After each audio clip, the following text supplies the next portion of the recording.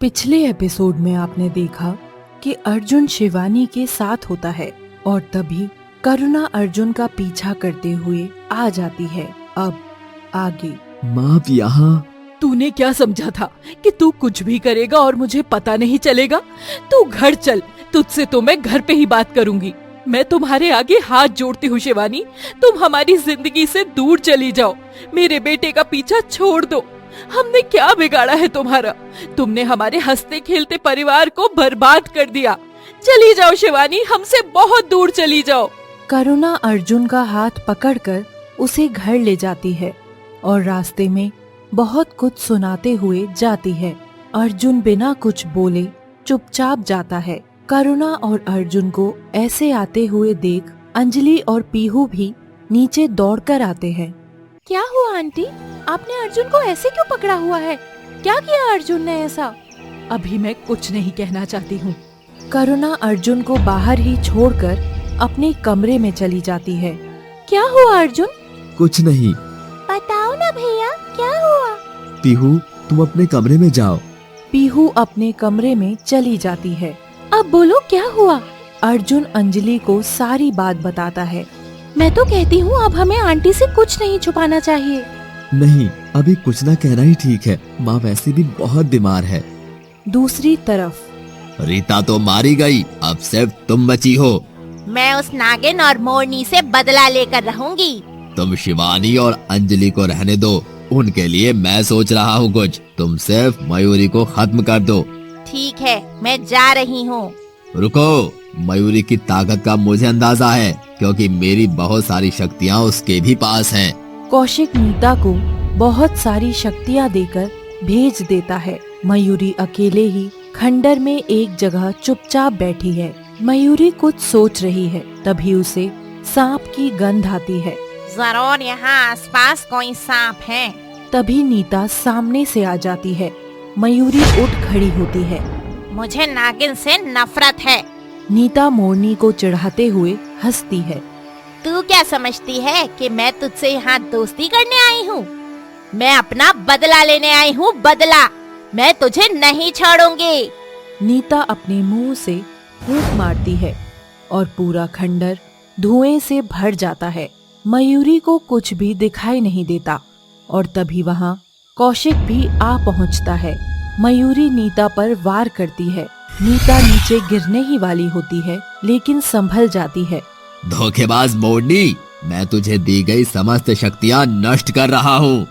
कौशिक एक मंत्र पढ़कर मयूरी के ऊपर कुछ फेंकता है और मयूरी को चक्कर आने लगते हैं और उसकी आंखें बंद होने लगती हैं।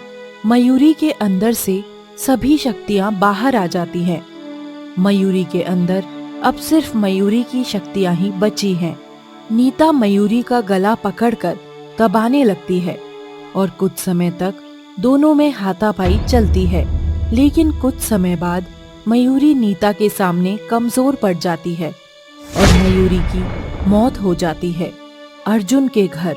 अंजलि, अर्जुन, नीचे आओ। दोनों नीचे आ जाते हैं। अंजलि, मैं आज ही तुम्हारी शादी अर्जुन से कराऊंगी। क्या? हाँ, तुमने सही सुना। अब बाकी रस्मों को छोड़कर शादी ही कराऊंगी। माँ इतनी भी जल्दी क्या है? अर्जुन, तुमसे कुछ भी नहीं पूछा जा रहा है। तुम चुपचाप शादी की रस्में निभाते जाना। लेकिन आंटी जी, फिर भी इतनी जल्दी ही क्या है? कितने महीने हो गए हैं तुम दोनों को शादी को मना करते हुए? अर्जुन क्यों मना करता है ये तो मैं जानती हूँ। ये सुनकर अर्जुन चुप हो जाता है। अब मुझे किसी से कुछ नहीं सुनना है। तुम दोनों शाम को 5 बजे मुझे तैयार मिलना। हम मंदिर चलेंगे और तुम दोनों की शादी वहीं हो जाएगी। तब तक मैं शादी की तैयारियां करती हूँ। करुणा ये कहकर चली जाती है। अब क्या होगा? क्या करें?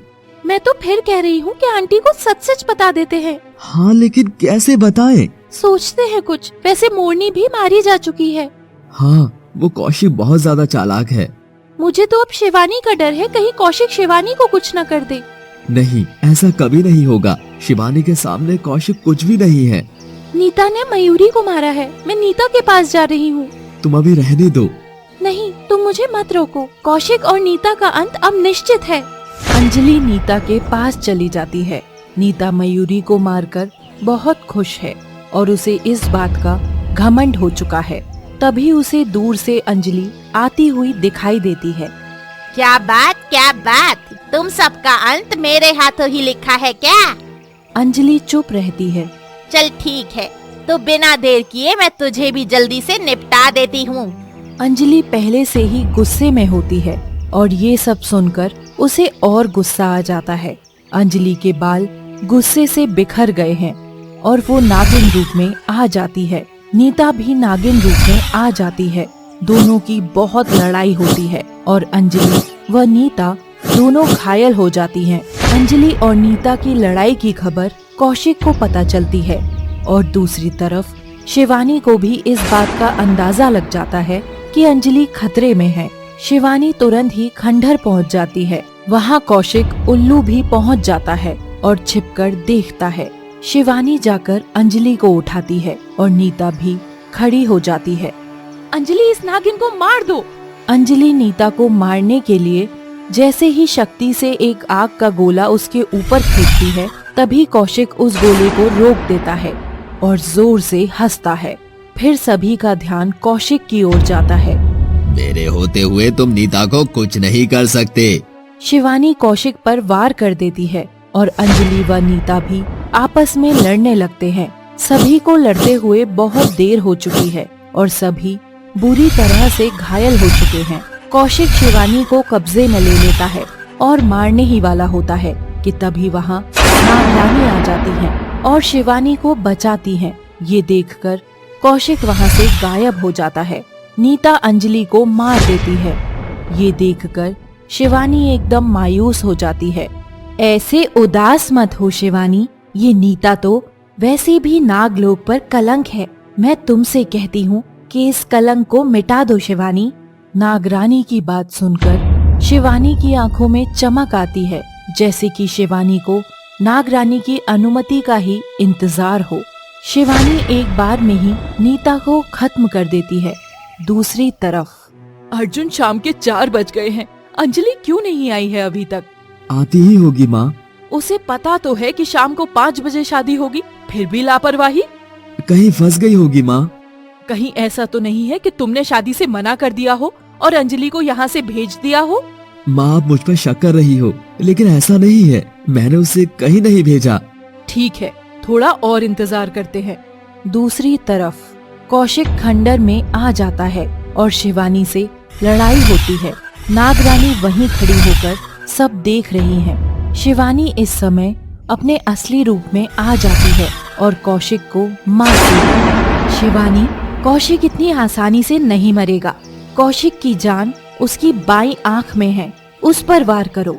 शिवानी ऐसा ही करती है और कुछ सेकंड्स में ही कौशिक नीचे गिर जाता है। कौशिक को मारकर शिवानी जैसे ही पीछे की ओर घूमती है तो देखती है कि काले कपड़े, लाल आंख, गले में मालाएं पहने एक तांत्रिक खड़ा है जो शिवानी को गुस्से से देख रहा है। कहानी जारी रहेगी।